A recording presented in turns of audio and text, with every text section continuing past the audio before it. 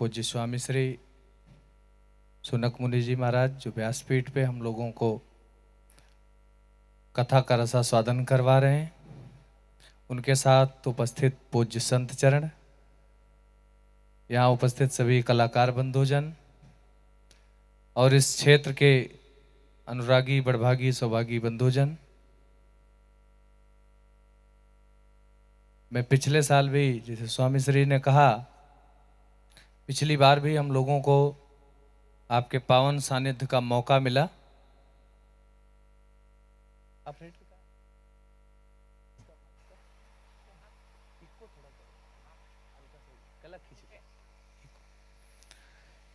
मैं इस क्षेत्र की जनता की तरफ से और अपने सोनवर्षा धाम सिद्धपीठ की तरफ से बहुत बहुत आभार व्यक्त करता हूँ, साधुवाद देता हूँ। पूज्य महाराज जी ने विगत 2 वर्षों से इस क्षेत्र में, मैं व्यक्तिगत कहता हूँ कि उन्होंने हमारा बहुत हाथ बढ़ाया है अपने इस पुनीत कार्य के लिए, क्योंकि गोस्वामी तुलसीदास जी ने कहा 60 सुधरें सत्संगत पाई, पारस परस कुधात सुहई। मूर्ख व्यक्ति, दुर्जन व्यक्ति सत्संग में, कथा में, प्रवचन में जब बैठता है तो सबसे पहले उसका चित्त शुद्ध होता है, और जब चित्त शुद्ध हो जाता है तो उसको ईश्वर का साक्षात्कार करने से कोई भी विकार नहीं रोक सकती है। इसलिए हम सभी लोग बहुत सौभाग्यशाली हैं जो महाराज श्री इतनी दूर से, हम लोग कच्छ भुज का नाम सुनते ही तो फिर पसीना आता है बहुत लंबा, और उतनी दूर से आप पूरी व्यवस्थाओं के साथ। मैं अभी जल्दी गया था तो भोजन को वहाँ जेमो को बोलते हैं, क्या बोलते हैं, जेमुन। तो हमने कहा यहाँ आए तो उन्होंने कहा कि अहिया जम्मो, इधर कथा सुनो,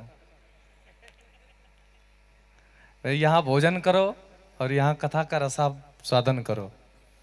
तो ये तो हमारे क्षेत्र के लिए बहुत बड़ी बात है, क्योंकि भोजन के लिए बहुत जरूरी रहता है। कथा छूट जाए, नहीं, अब मैं बुराई नहीं कर रहा हूं, आप लोग हमारे क्षेत्र में तमाम लोग हैं, लेकिन मैं धन्यवाद देता हूं।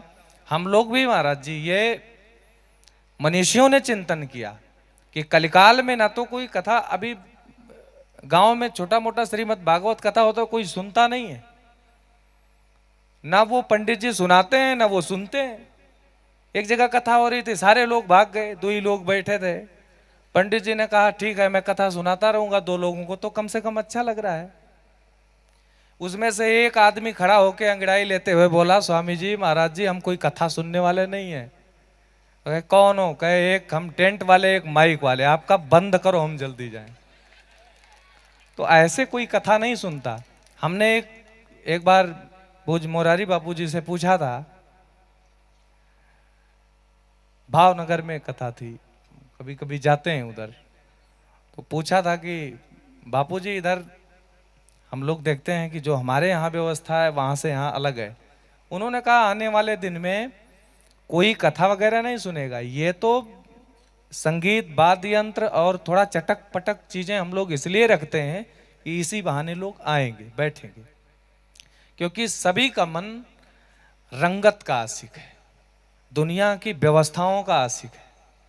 किसी के प्रेम को स्वीकार कलिकाल में मन किसी का करता नहीं, वो व्यवस्था देखता है, ठाठ बाट देखता है।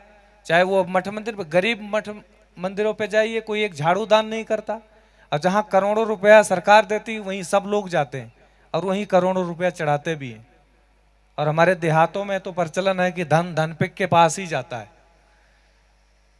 लेकिन मैं हृदय तल से ये सचमुच बड़ी बड़ी प्रसन्नता हो रही थी, लेकिन लोग सदुपयोग नहीं कर पाते।